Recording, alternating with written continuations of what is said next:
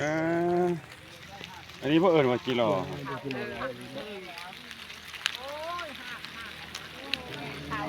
จักโตนี่ฮะพันอันนั้นก็แม่นพันเขาก็นั่นบ่เขาก็นั่นก็ได้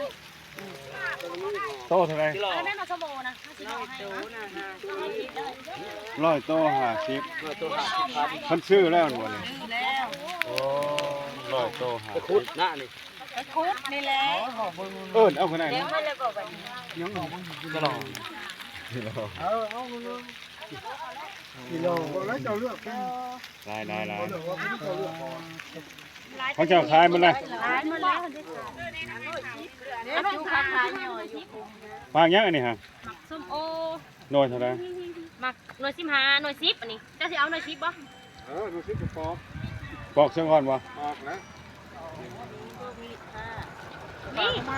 มันชุกแล้วบ่นี่แล้วโอ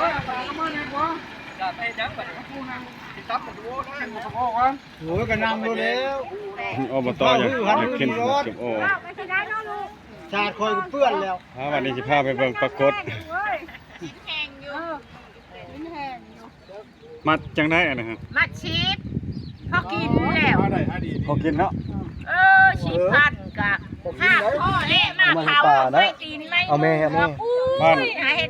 เอิ้นปรากฏนะหามาขาย เอาแม่จานมุ้ยผู้เฮ็ด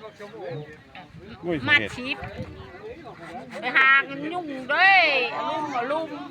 ตอนนี้กำลังปานหมักส้มโอ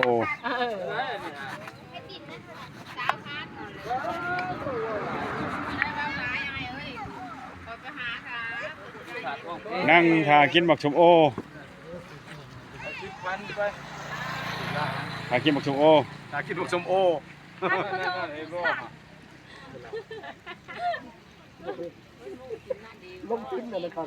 ปลาเทอละมากแล้ว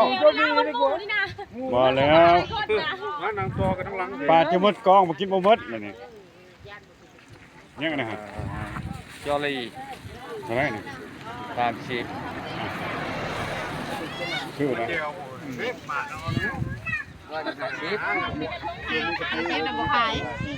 เฮ็ดกระกองเดียวเนี่ยว่าเรือขายบ่ได้เหลือขายอายเลยฮะกะมาเฮ็ดกองเดียวดินะมันบ่มีนี่คือกิโล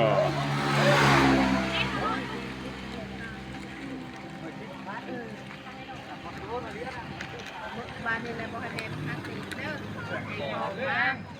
มาใส่ของบ้านไม่ได้เลยเดี๋ยวมาใส่ของแยกพวกขายมาสมอกันไม่กล้ามาเอานะวันพุธกับวันที่แล้วจะเราเอาเจ้าอันบอกนะเอาเลยแต่บ่ต้องนักตีตีไม่ถึงเป็นวาดท่านได้ชมเนี่ยมีดได้น่ะปลาที่เพิ่งแก้ไงจำโลนะเป็นข้อปลาบ่แล้วปลาเป็นปลาอันนี้มันปลาอันนี้มันเป็นข้อมาแก้เอาง่ายว่าเลยไปโหลดตัวใหม่อีกกินบักชมโอนำกันพี่น้อง